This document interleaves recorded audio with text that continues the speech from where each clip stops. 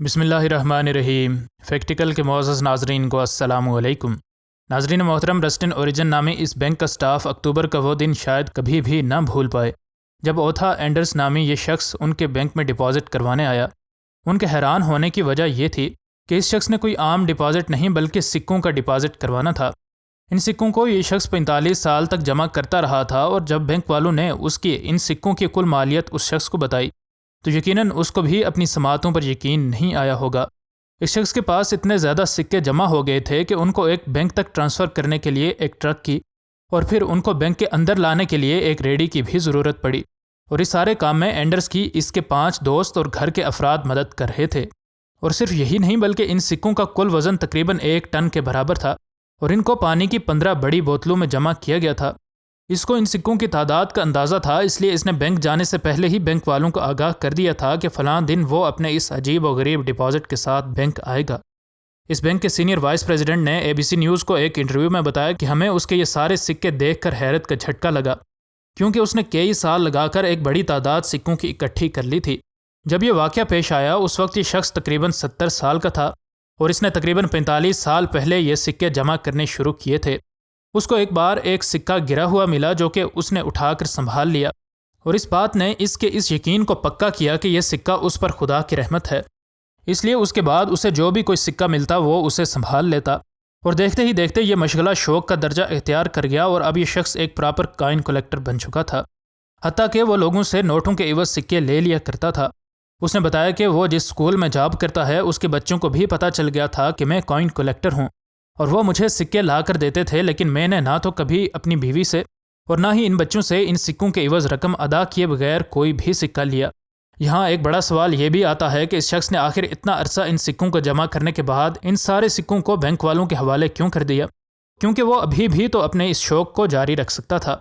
اصل میں جب اس شخص نے اپنے گھر کی انشورنس والی کمپنی کو بتایا کہ وہ کائن کلیکٹر ہے اور ایک بڑی رقم سکوں کی شکل میں اس کے گھر میں موجود ہے، تو ان نے صاف الفاظ میں اسے بتا دیا کہ اگر اس کے گھر کو کوئی بھی حادثہ پیش آتا ہے تو باقی نقصان کی تلافی تو ہم کریں گے، لیکن ان سکوں کا نقصان اس انشورنس پالیسی کے تحت پورا نہیں کیا جائے گا۔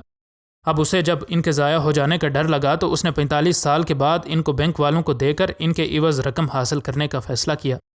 اس شخص نے سکے اکٹھے کرنے کے لیے ہر طرح کے ممکنہ طریقے اختیار کیے، اور اسی طرح ان کی حفاظت بھی کی۔ 1970 میں ایسا ہوا کہ امریکہ میں پینیز کی شارٹیج ہو گئی، اور امریکی حکومت نے اعلان کیا کہ اگر کوئی شخص $100 کے برابر پینیز لا کر دے تو اسے $25 زیادہ دیے جائیں گے۔ لیکن اینڈرز نے اپنے شوق کو تب بھی فروخت نہ کیا، ورنہ وہ ان سکوں کے بدلے اچھی خاصی رقم حاصل کر سکتا تھا۔ جب اس شخص کی ان سکوں سے بھری ساری 15 بوتلوں کو کھولا گیا تو ان کا کل وزن 1270 کلو بنا، جو کہ ایک بڑے بل کے وزن سے بھی زیادہ ہے۔ اب یہ 15 کی 15 بوتلیں بینک پہنچ چکی تھیں، اور اگلا کام ان سکوں کو بوتلوں سے نکالنا تھا۔ ان لوگوں نے ان بوتلوں کو پلاسٹک کنٹینرز میں رکھ کر کلہاڑی سے ہر بوتل کو توڑ دیا، اور یوں ان نے ان بوتلوں سے تو جلد از جلد چھٹکارا حاصل کر لیا، لیکن ابھی ان تمام سکوں کو گننا باقی تھا۔ یہ بات تو طے تھی کہ 1270 کلو وزنی ان سکوں کو ہاتھ سے گنتے ہوئے ایک مدت لگ سکتی تھی، لیکن ان بینک والوں کے پاس ان سکوں کو گننے کے لیے آٹومیٹک مشینز موجود تھیں۔ پلاسٹک کی بالٹیوں کو ان سکوں کو ان مشینز میں ڈالنے کے لیے استعمال کیا گیا، لیکن آٹومیٹک مشینز کے باوجود بھی ان لوگوں کو ان سکوں کو گنتے ہوئے تقریباً 5 گھنٹے لگ گئے۔ اگرچہ بینک والوں کے لیے یہ صرف سکے تھے، لیکن اینڈرز کے لیے یہ 45 سال کی محنت تھی۔ اس بینک سٹاف کو ہر 20 منٹ کے بعد ان مشینز کے نیچے موجود کوائن بیگز کو تبدیل کرنا پڑتا تھا، اور ہر بیگ میں صرف $50 کے برابر ہی سکے آ سکتے تھے۔ اس کے علاوہ ان بینک والوں کو ایک سے زیادہ مشینز ان سکوں کو کاؤنٹ کرنے کے لیے استعمال کرنی پڑیں۔ ان 5 گھنٹوں کی سخت محنت کے بعد اب یہ بینک والے ان تمام پیسوں کو ٹوٹل کر چکے تھے، اور اب اینڈرز کی 45 سال کی محنت کا صلہ ملنے والا تھا۔